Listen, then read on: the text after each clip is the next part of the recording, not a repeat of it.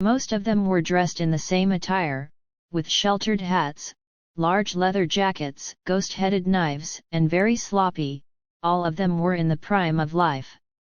"Listen inside, get out of here one by one, put your hands on your head, and if you move, I'll cut off your head, damn it." The passengers were crying silently, especially the women and children. I heard the leader shout again, "Hurry up and get out of the car, what are you doing? If you anger my uncle, don't even want to live one by one, hurry up.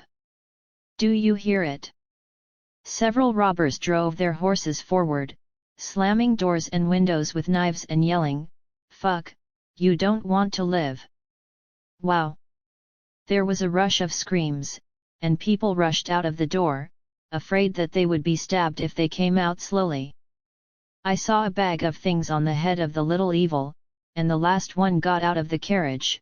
The spirit was very natural, and there was a little bit of banter. The leader laughed.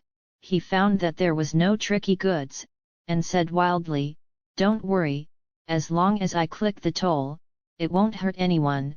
Which of you is disobedient to me, then don't blame me, search."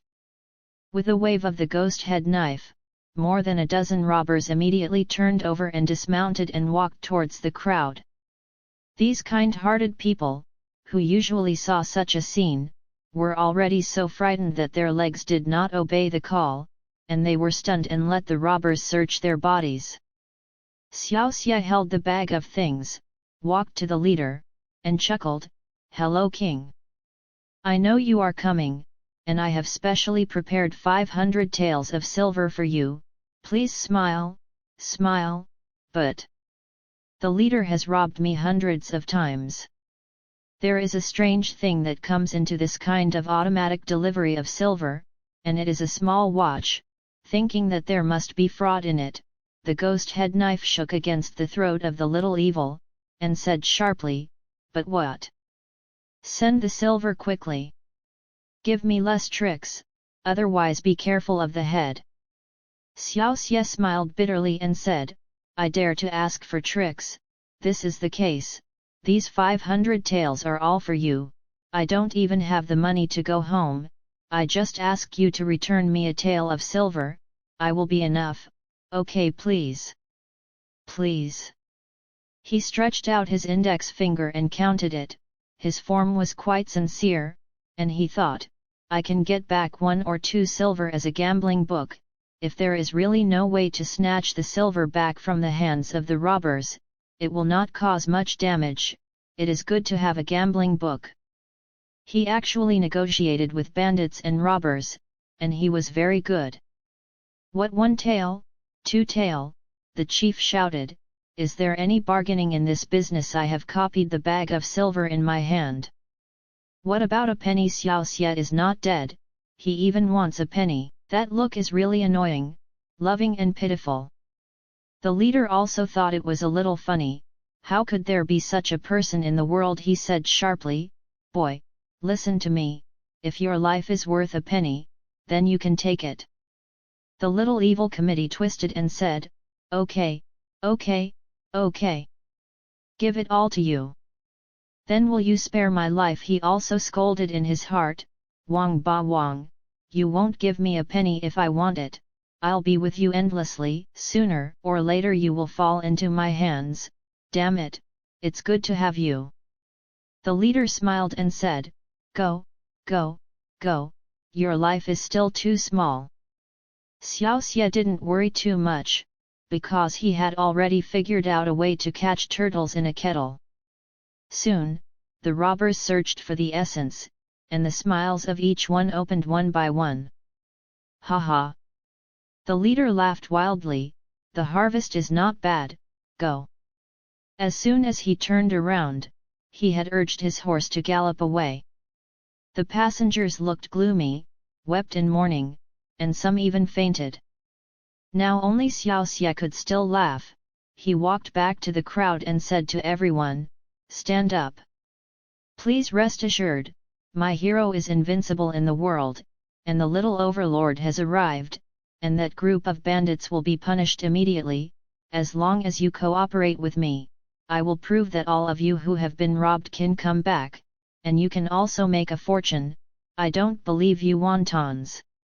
"Hey!" shouted, and 10 throwing knives were nailed to the carriage in a row. "Look, it's not covered." Everyone was frightened at first glance, and then they understood that the little evil kung fu was very good, and if they could get back their hard-earned silver, would they be unwilling? Xiaoxie nodded with satisfaction and smiled. "Let's find a place to settle down first, and then find a way to deal with it."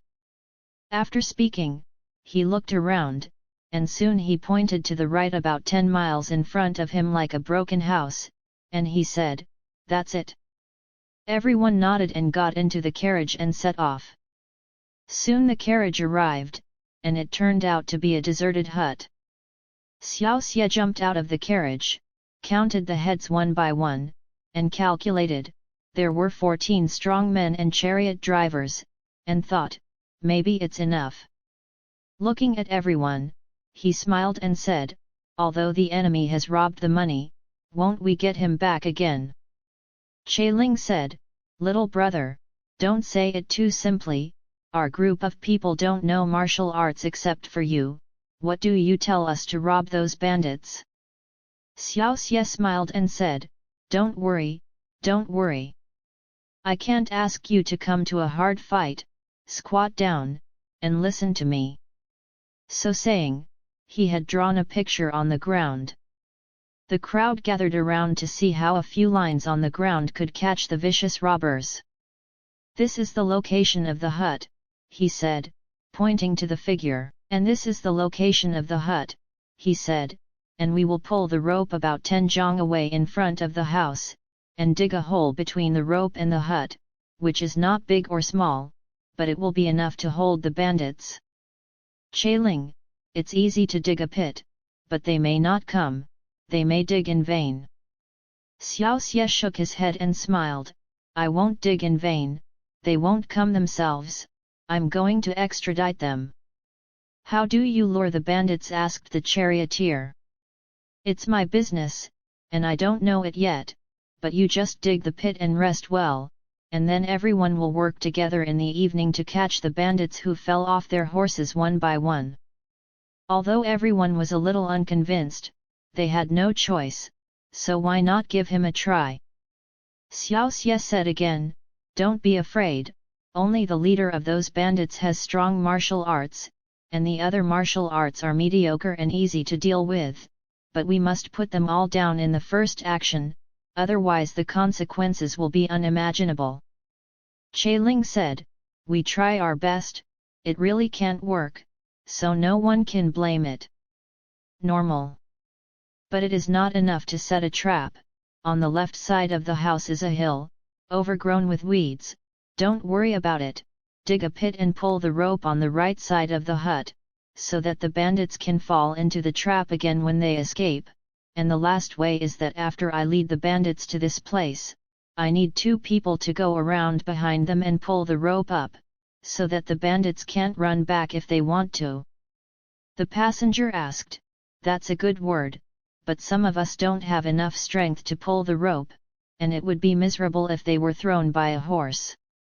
Xiaoxie laughed secretly in his heart, "It's really a bit stupid to say that you are stupid, even this little question has to come to ask the hero me." He smiled, "Don't worry about this, you find some big wooden stakes to nail to the ground, isn't it done? Besides, the rope can't be tripped, and there are potholes that can trap them. The most important thing is the line on the back road, but if you want to find a larger wooden stake, you must also use the thickest rope, otherwise you will be run away by the bandits, and the money does not have to be returned." Although it is easy for Xiao to come up with the purple of the enemy, these are undoubtedly a big problem for ordinary people who only know how to grow melons and vegetables. Now that the methods are available, the people are hating and losing money, and they work very hard, not only digging deep holes, but also placing sharp logs, hoping that the group of evil bandits will pierce their hearts. By the time it was all done, it was dusk, and the vultures howled and the weeds swayed in the silver light, adding to the desolation. Xiaoxie inspected the fortifications everywhere, and felt that he was quite satisfied. So he summoned all the people. Now that everything is arranged, you can rest for a while, enter the ambush position, and act immediately as soon as there is a situation. Those women and children, take them to the back of the hill, and come back when the matter is done. I will go to lure the bandits now. You must be careful, so as not to show your feet and waste your efforts. They replied, yes. They have left. Xiaoxie took 2 steps and stopped. Wait a minute. He suddenly turned around and said, I forgot to tell you, when they come on horseback, you should light a small pile of fire on the left, because there is no time to dig a trap on the left, so they must be tricked, and after they are ambushed, they will see sparks on the left, and they must think that there is an ambush on that side, and they will rush to the right. But don't order too early, you can't light it until they've hit the first ambush, you know.